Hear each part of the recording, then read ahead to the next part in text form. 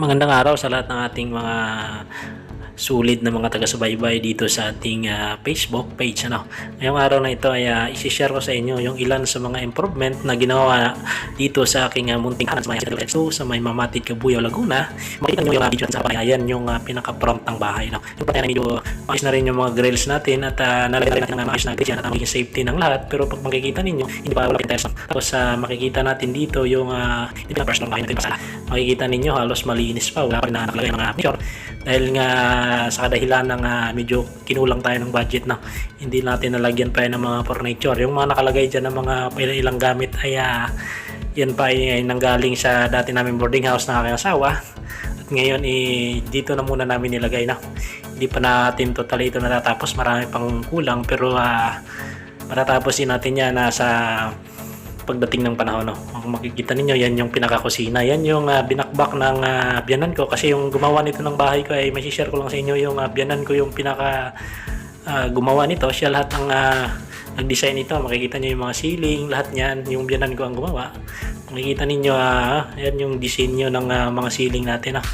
Hindi ko na nilagyan masyado ng mga ilaw, siguro mga changilyar sa susunod na uli pag nagkaroon tayo ng mga budget pa na additional na budget kasi medyo mas malaki talaga ang kailangan pag nagpapagawa tayo ng bahay.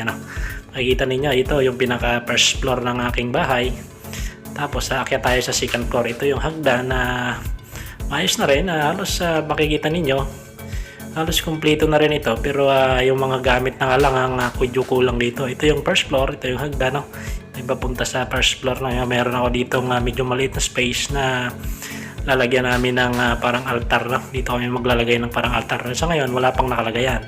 Tapos ito yung kwarto ng aking anak. Ito, dalawang room ito sa taas. Yung master bedroom at saka yung pangalawang kwarto. Dito, ito, ganito yung kanyang disenyo dito.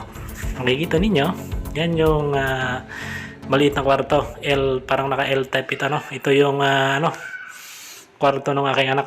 Yan, makikita ninyo diyan.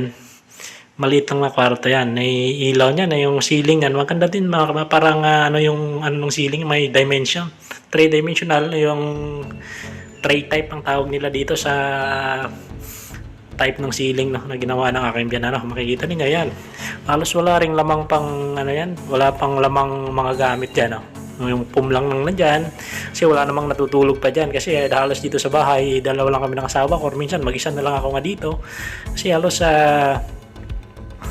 wala rin may trabaho rin kami, bihira namin makakauwi dito hapon at gabi na, tutulog na lang talaga. Tapos ito yung pinaka master bedroom ng bahay namin. Halos wala pa, hindi makikita ninyo, napakalinis pa ng loob. Yung mga furniture nito ay hindi pa totally nalalagyan kasi nga medyo kapos tayo sa budget kasi ito ay naka major renovation.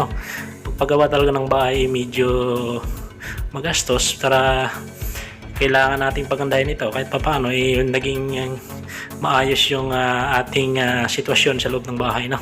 Medyo malaki na rin ito. Makikita ninyo ito may isang pinakamalaking kwarto. Makikita nyo may mga disenyo na rin yung ceiling niyan. Yan gawa rin ng aking biyanan. Kaya medyo nakakabawas-bawas ng konti dito dahil sa labor. Nakakabawas-bawas ng konti dahil yung gumawa nito ay ang halos biyanan ko lahat ng gumawa nito. Makikita ninyo yan. Lahat niyan is maayos na, mayroon na rin mga ilaw yan pero sinasabi ko nga halos wala pang makikita nyo dyan, wala pang mga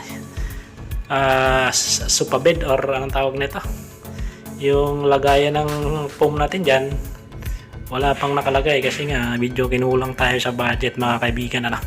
Yan, aircon natin dyan medyo natatanggal yung wire pero ayan, ayusin na lang natin yan, ikakabit natin na maayos yan. Ito yung pinaka bintana niya, tapos yung bakante doon ay nilagyan namin ng cabinet. Yan cabinet yan, naka aluminum yan. Yan yung pinaka master bedroom natin. Nakikita niyo dyan. Yan, malaki na rin yan at sapat na rin siguro sa isang pamilya na may dalawa at isang anak. Yan, ito yung pinaka kusina natin. Wala pa tayong mga nakalagay na cabinet dito, yung mga modular cabinet. Makikita nyo kortina lamang yung nakalagay diyan. Wala pa, kumbaga may marami pa tayong magagawa dito pero at least kahit pa paano naka-rush na tayo ng konti. Ito yung pinakalabahan. Yung katabi ng CR dyan, sa kabila niyan ni CR. Tapos ito yung pinakalabahan natin dito. Yan yan tayo naglalaba pag rest day natin. Ito yung pinaka-kusina, ito yung tiles ng ating lababo, no. Ayan, makikita niyo. Ayan, ganyan, simple lang muna at mag-isa lang naman tayo dito sa bahay natin at minsan napunta dito yung aking anak at yung kami lang dalawa ng asawa ko na rito. Sana may share ko yung konting idea sa inyo at magkaroon kayo ng idea sa inyong